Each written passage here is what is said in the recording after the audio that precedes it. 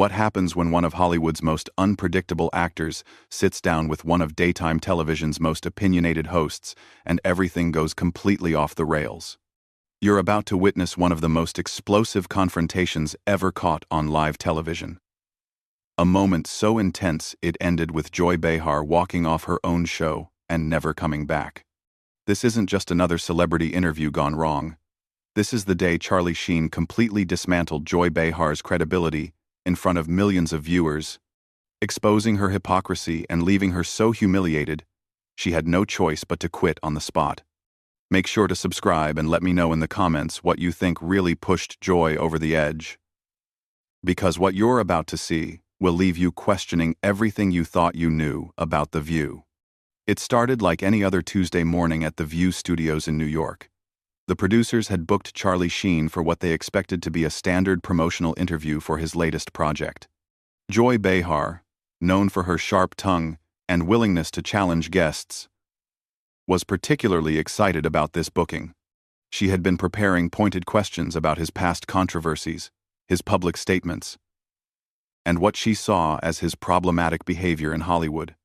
What the producers didn't anticipate was that Charlie Sheen had done his homework too. He knew exactly who Joy Behar was, her history of controversial statements, and her pattern of grandstanding during interviews. He came prepared for battle, and Joy had no idea what was coming. As the cameras rolled and the show went live, Joy began with what seemed like a friendly introduction. "We're here with Charlie Sheen, and Charlie, I have to say, you've certainly had quite the journey in Hollywood. Some might say, a rocky one." Charlie smiled that famous grin of his and leaned back in his chair. "Well, Joy, I could say the same about your journey in television. Some might say, hypocritical." The other hosts immediately sensed the tension.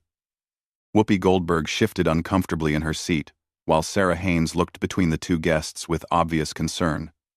But Joy, true to form, doubled down. Hypocritical? That's interesting, coming from someone who's had very public struggles with substance abuse and has made some questionable comments about women over the years. Charlie's expression didn't change, but his voice took on that edge that anyone familiar with his interviews would recognize. "You want to talk about questionable comments about women? Should we discuss your comment about how Republican women are just angry because they can't get dates?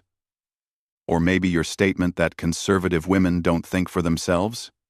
Joy's face began to redden slightly, but she pressed on. "Those were political observations, Charlie. There's a difference between political commentary and personal attacks." "Political commentary?" Charlie repeated slowly, as if tasting the words. "Is that what we're calling it now? Because I seem to remember you saying that women who vote Republican are basically voting against their own interests because they're too stupid to know better. Was that political commentary too?" The studio audience had gone completely silent. This wasn't the usual back-and-forth banter that The View was known for. This was something else entirely. Joy looked to her co-hosts for support, but found none. Even Whoopi, usually quick to jump into any controversy, seemed to be staying out of this one. "I think you're taking my words out of context," Joy said, but her voice had lost some of its usual confidence. Charlie leaned forward slightly, his eyes never leaving Joy's face. "Out of context? Joy, I watched the entire segment, multiple times. You spent 15 minutes explaining why women who don't agree with your politics are essentially brainwashed. But when I make a joke about Hollywood culture, suddenly I'm the problem? Your jokes weren't just about Hollywood culture." Joy shot back, her voice rising slightly. "You've made degrading comments about women. You've had public meltdowns. And frankly, your behavior has been erratic at best." "Erratic," Charlie repeated, nodding slowly. "That's rich coming from someone who once screamed at a guest for having different political views and then claimed you were the victim when people called you out for it. Tell me, Joy, when you were having your very public meltdown about the election results, was that erratic behavior or just passionate journalism?" The cameras captured every moment of Joy's face as it cycled through emotions, anger, embarrassment, frustration. She was clearly not used to being on the receiving end of this kind of direct confrontation, especially not on her own show. "I've never had a public meltdown," Joy insisted, but her voice was shaking now. Charlie pulled out his phone. And for a moment, Joy looked hopeful that he was going to back down. Instead, he began reading from what was clearly a prepared list. November 15th, you threw papers at your co-host during a commercial break because she disagreed with you about climate policy. December 3rd, you walked off set during a live show because a guest corrected your facts about healthcare statistics. January 22nd, you interrupted a guest 7 times in under 3 minutes because you didn't like their opinion about foreign policy. Should I continue? The silence in the studio was deafening. Joy's mouth opened and closed several times, but no words came out. The other hosts looked like they wanted to be anywhere else in the world. Those were just, Joy stammered. "I'm passionate about the issues that matter to Americans." "Passionate," Charlie said, leaning back again. "Is that what we're calling it? Because, from where I'm sitting, it looks like you can dish it out, but you can't take it. You've built a career on attacking people, questioning their character, their intelligence, their motives. But the minute someone does the same thing to you, suddenly you're the victim." Joy's face was now noticeably flushed, and her hands were clenched on the desk in front of her. "This is completely inappropriate. This is supposed to be an interview about your work." "Oh, now you want to talk about my work?" Charlie asked, raising an eyebrow. "Because 5 minutes ago, you wanted to talk about my personal life, my struggles, my past mistakes, but when the spotlight turns on you, suddenly we need to change the subject?" The tension in the room was so thick you could cut it with a knife. Joy looked desperately to the producers off camera, but they seemed just as stunned as everyone else. This wasn't going according to anyone's script. "I think we should move on," Whoopi finally interjected, trying to save the situation. But Charlie wasn't done. "No, I think this is important. Joy has spent years telling Americans what to think, who to support, how to live their lives. She's positioned herself as some kind of moral authority. But what's her qualification for that exactly? What has she done besides criticize other people?" Joy's eyes flashed with anger at Charlie's question about her qualifications. She straightened in her chair, clearly deciding to go on the offensive rather than continue playing defense. "My qualifications? I've been in this business for decades, Charlie. I've interviewed presidents, world leaders, celebrities. I've covered major news events and political campaigns. What exactly have you done besides make movies and cause scandals?" Charlie smiled that dangerous smile again. "Well, Joy, I've entertained millions of people, created jobs for thousands, and managed to do it without pretending to be something I'm not. I've never claimed to be a journalist or a political expert. I'm an actor. But you seem to think your opinion carries more weight than actual experts." "I am a journalist," Joy snapped. "I've been doing this longer than you've been making your little sitcoms." "Journalist?" Charlie laughed, and it wasn't a pleasant sound. "Joy, when was the last time you actually reported news? When did you last investigate a story, check sources, do actual journalism? All you do is sit behind that desk and give your opinions about things you've read in other people's reporting." Joy's voice was rising now, her professional composure completely gone. "I research every topic we discuss on this show. I read extensively about current events, politics, social issues. Reading Twitter doesn't count as research, Joy," Charlie said smoothly. "And getting your talking points from partisan websites doesn't make you a journalist. It makes you a commentator at best, a propagandist at worst." The other hosts were clearly uncomfortable. Sarah Haynes was fidgeting with her papers, while Sunny Hostin looked like she wanted to disappear. Even Whoopi, known for her strong personality, seemed reluctant to jump into this particular fire. "How dare you?" Joy said, her voice shaking with rage. I have integrity. I tell the truth. I hold people accountable. Integrity? Charlie leaned forward again. Is it integrity when you selectively edit clips to make people look bad? Is it integrity when you refuse to have guests on who might challenge your worldview? Is it integrity when you cut to commercial every time someone makes a point you can't argue against? Joy opened her mouth to respond, but Charlie wasn't finished. You want to talk about holding people accountable? Let's talk about the time you completely misrepresented that story about the veterans' charity. You had all the facts wrong, but instead of correcting yourself when people pointed it out, you doubled down and attacked anyone who questioned you. Where was your integrity then? That story was complicated, Joy said weakly. There were multiple sources with conflicting information. Complicated? Charlie's voice was incredulous. Joy. A 5-minute Google search would have given you the correct information, but you didn't bother to check because the wrong version fit your narrative better. That's not journalism. That's activism disguised as news. Joy was visibly struggling now.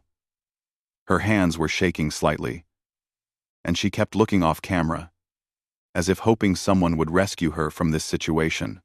You're twisting everything, she said, but her voice lacked conviction. You're trying to make me look bad because you can't handle being called out for your own behavior. Charlie sat back in his chair, completely calm now. Joy, I'm not trying to make you look bad. You're doing that all by yourself. I'm just pointing out the hypocrisy. You've spent your career attacking people for things you've done yourself. You criticize actors for being out of touch while you live in a Manhattan penthouse. You lecture Americans about their values while you mock their beliefs. You claim to champion women while you attack any woman who doesn't agree with you politically. The studio was so quiet you could hear the cameras humming. Joy's face had gone from red to pale, and she was gripping the edge of the desk so hard her knuckles were white. I don't attack women, she said, but her voice was barely above a whisper now. Charlie pulled out his phone again. Really? Because I have a compilation here of you calling conservative women names, questioning their intelligence, suggesting they're being controlled by their husbands. You've called successful businesswomen sellouts. You've mocked stay-at-home mothers. And you've dismissed any woman who doesn't share your exact political views as being brainwashed. Joy was shaking her head frantically now. Those weren't personal attacks. I was criticizing their positions. Their positions? Charlie's voice was getting louder now, matching Joy's earlier volume. You called the former Secretary of State a puppet. You said a female Supreme Court justice was too stupid to understand the Constitution. You suggested that women entrepreneurs who support lower taxes are just greedy. How exactly is any of that criticizing positions, rather than making personal attacks?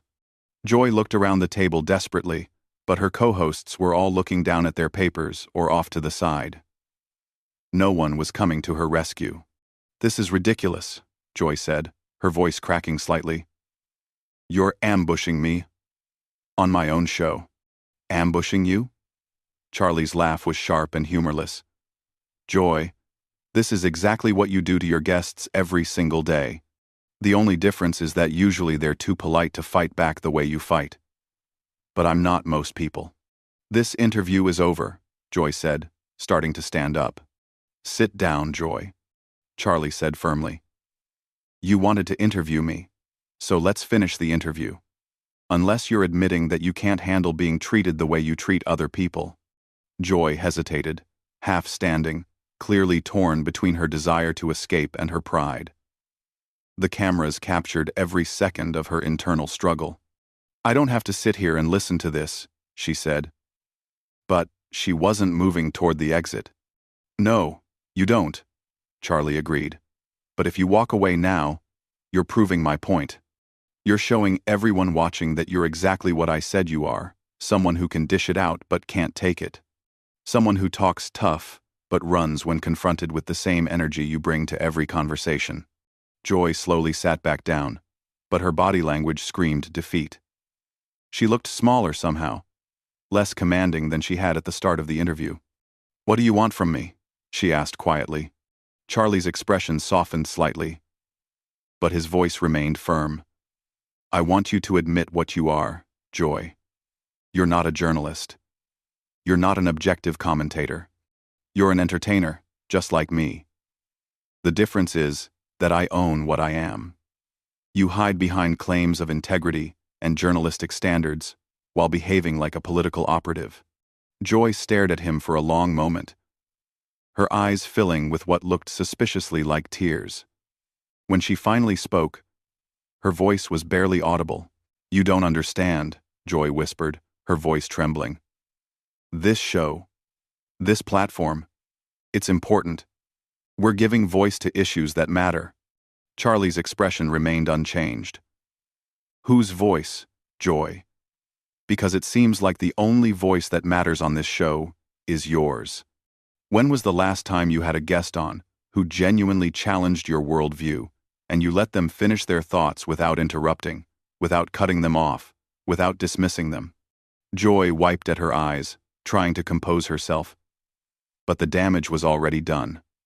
The powerful, confident host who had started this interview was gone, replaced by someone who looked lost and vulnerable.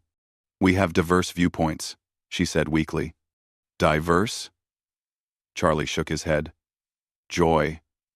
Having people who agree with you 90% of the time instead of 100% isn't diversity. It's an echo chamber. And you've turned yourself into the chief echo. Whoopi finally tried to intervene again. Maybe we should take a break and... No, Charlie said firmly, never taking his eyes off Joy. We're not done here. Joy wanted to psychoanalyze me, to dig into my personal life, to question my character. Fair enough. But now it's her turn. Joy's breathing was becoming more labored, and she kept looking toward the exits. I can't do this anymore. Can't do what, Joy? Can't have a real conversation? Can't defend your own actions? Can't handle being questioned the way you question everyone else? Charlie's voice wasn't shouting, but it carried the weight of absolute conviction. This is what you do, Joy. Every single day. You sit behind that desk and you tear people apart. You question their motives, their intelligence, their right to have opinions different from yours. But the minute someone turns that same energy on you, you fall apart. Quote. Joy stood up abruptly, her chair sliding backward with a sharp screech. I don't have to listen to this. This is my show. Is it, though? Charlie asked calmly. Because from where I'm sitting, it looks like you're just another employee who's been allowed to think she's more important than she actually is. The show will go on without you. Joy. The network will find someone else to fill that chair. But you'll just be another former talk show host who couldn't handle the pressure when it was applied to her instead of by her. Joy's face was streaming with tears now, her makeup running, her professional facade completely shattered. You're a horrible person, she managed to choke out. Maybe I am, Charlie agreed. But at least I'm honest about who I am. I don't pretend to be a moral authority while behaving like a bully. I don't claim to care about women while attacking any woman who disagrees with me. I don't lecture people about tolerance while being completely intolerant of different viewpoints. Joy was backing toward the exit now, but Charlie's voice followed her. You know what the difference between us is, Joy? When I mess up, when I say something stupid or do something wrong, I own it. I don't hide behind claims of being misunderstood or taken out of context. But you've built an entire career on being the victim while victimizing others. Stop, Joy said, her voice breaking completely. Just stop. Why should I stop? Charlie asked, his voice relentless. You didn't stop when you spent 20 minutes attacking that young conservative commentator last month. You didn't stop when you made that military wife cry during your interview about veterans' benefits. You didn't stop when you deliberately mischaracterized what that small business owner said about healthcare costs. Why should I give you the courtesy you've never given anyone else? Axid. Grom. Joy was at the edge of the set now, torn between her instinct to flee and her desperate need to have the last word. "I help people," she said desperately. "I inform people about important issues." Charlie stood up slowly, his full presence filling the space. "You don't help people, Joy. You divide them. You take complex issues and reduce them to sound bites that support your predetermined conclusions. You've turned political discourse into a blood sport, where anyone who disagrees with you isn't just wrong, they're evil." "That's not true," Joy protested, but her voice had no strength left. "Isn't it?" Charlie pulled out his phone one more time. "I've got clips here, Joy. Hours of them.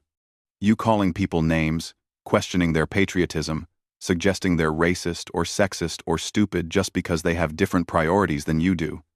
You've made a living off of division and hatred, and you've convinced yourself that you're the good guy in all of this." Joy shook her head violently. "I fight for what's right. I stand up to injustice." Quote, "No," Charlie said quietly. And somehow his quiet voice was more devastating than any shout. "You perform outrage for ratings. You turn real issues into entertainment. You've taken the legitimate concerns of real people and turned them into talking points for your show. You don't care about solving problems, Joy. You care about being seen as the person who cares about solving problems." The silence stretched for what felt like an eternity. Joy stood frozen at the edge of the set, tears streaming down her face, her chest heaving with suppressed sobs. The other hosts sat motionless, afraid to move or speak. The cameras kept rolling, capturing every second of Joy's complete breakdown. "I quit," Joy finally whispered. "What?" Whoopi said. The first words she'd spoken in several minutes. "I quit," Joy said louder, her voice gaining strength from desperation. "I can't do this anymore. I won't sit here and be attacked like this. This isn't journalism. This isn't entertainment. This is cruelty." Charlie sat back down calmly. And there it is. When faced with the same treatment she gives everyone else, Joy Behar calls it cruelty. When she does it to other people, it's holding them accountable. When someone does it to her, it's an attack. Joy was backing toward the exit again, shaking her head frantically. "You're all witnessing this. You're all seeing what he's doing to me. What I'm doing to you." Charlie's voice was incredulous. "Joy, I'm using your own words, your own actions, your own history against you. If that feels like an attack, maybe you should think about what that says about your own behavior." "I'm done," Joy said, reaching the exit. "I'm done with this show. I'm done with this network. I'm done with all of it. You want to destroy people? Fine. Do it without me." And with that, Joy Behar walked off the set of The View for the final time, leaving behind a stunned studio, a bewildered audience, and Charlie Sheen sitting calmly in his chair as if nothing had happened. Charlie looked directly into the camera. And that, ladies and gentlemen, is what happens when someone who's made a career out of dishing it out finally gets a taste of their own medicine. The show cut to commercial, but the damage was done. Joy Behar had been completely exposed, humiliated on her own show, and driven to quit by someone who simply treated her the way she had been treating others for years.